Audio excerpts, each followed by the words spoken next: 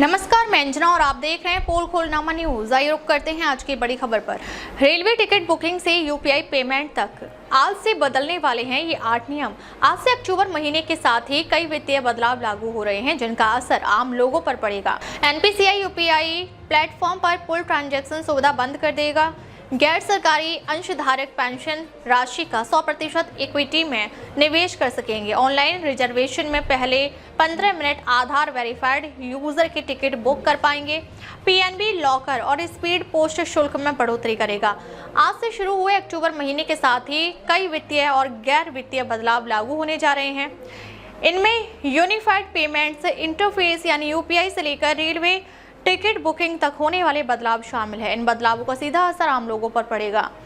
NPCI बंद कर देगा पुल ट्रांजैक्शन सुविधा। भारतीय राष्ट्रीय भुगतान निगम, फोन पे, गूगल पे और पेटीएम जैसे यूपीआई प्लेटफॉर्म पर पर्सन टू पर्सन यानी P2P कलेक्ट रिक्वेस्ट या पुल ट्रांजैक्शन सुविधा बंद कर देगा। इसका मतलब यह हुआ कि अब आप किसी से रिक्वेस्ट करके पैसे नहीं मांग सकेंगे। इस कदम का उद्देश्य यूजर सुरक्षा को बढ़ाना और ऑनलाइन धोखाधड़ी पर अंकुश लगाना है। गैर सरकारी अंशधारक अब मल्टीपल स्कीम फ्रेमवर्क यानी MSF के तहत इक्विटी से संबंधित योजनाओं में अपनी पेंशन राशि का 100% तक निवेश कर सकेंगे।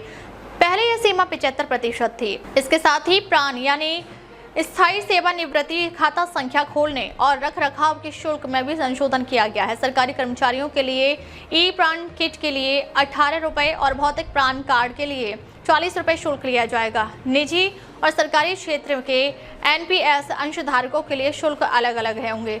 सिर्फ आधार सत्यापित यूजर ही आरक्षित टिकट बुक करा सकेंगे। 1 अक्टूबर से ऑनलाइन रिजर्वेशन विंडो खुलने के बाद पहले 15 मिनट सिर्फ आधार सत्यापित यूजर ही आरक्षित टिकट बुक करा सकेंगे। दुरुपयोग को रोकने और बुकिंग को सुव्यवस्थित करने के लिए इस नियम का ऐलान किया गया है। पारदर्शिता को बढ़ावा देने के उद्देश्य से 1 अक्टूबर से ऑनलाइन गेमिंग से जुड़े नियमों में भी बदलाव होगा। इसमें आयु सीमा और लाइसेंसिंग आवश्यकताओं से जुड़े नियम शामिल हैं।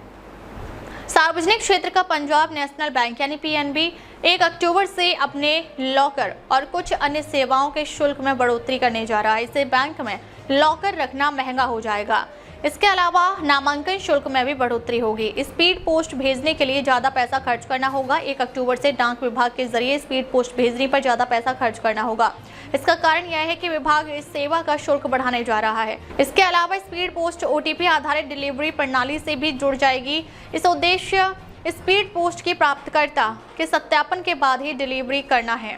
तेज भुगतान की दिशा में एक बड़ा कदम उठाते हुए RBI 4 अक्टूबर से निरंतर चेक समाशोधन की सुविधा शुरू करेगा। कई रिपोर्टों के अनुसार यह सुविधा 2 चरणों में लागू होगी। पहले चरण में यह 4 अक्टूबर से 2 जनवरी 2026 तक लागू होगी। दूसरा चरण 3 जनवरी 2026 से शुरू होगा। अक्टूबर महीने में दशहरा, दिवाली और छठ पूजा जैसे त्योहारों सहित 21 दिन बैंक बंद रहेंगे। हालांकि अवकाश राज्यवार अलग अलग होंगे। ऐसे में लोगों को सलाह दी जाती है कि वे बैंकिंग गतिविधियों की योजना उसी के अनुसार बनाएं। अब तक ले बस इतना ही। फिर मिलते हैं एक ऐसे ही बड़ी खबर के साथ। तब तक नमस्कार और देखते रहिए पोल खोलनामा न्यूज।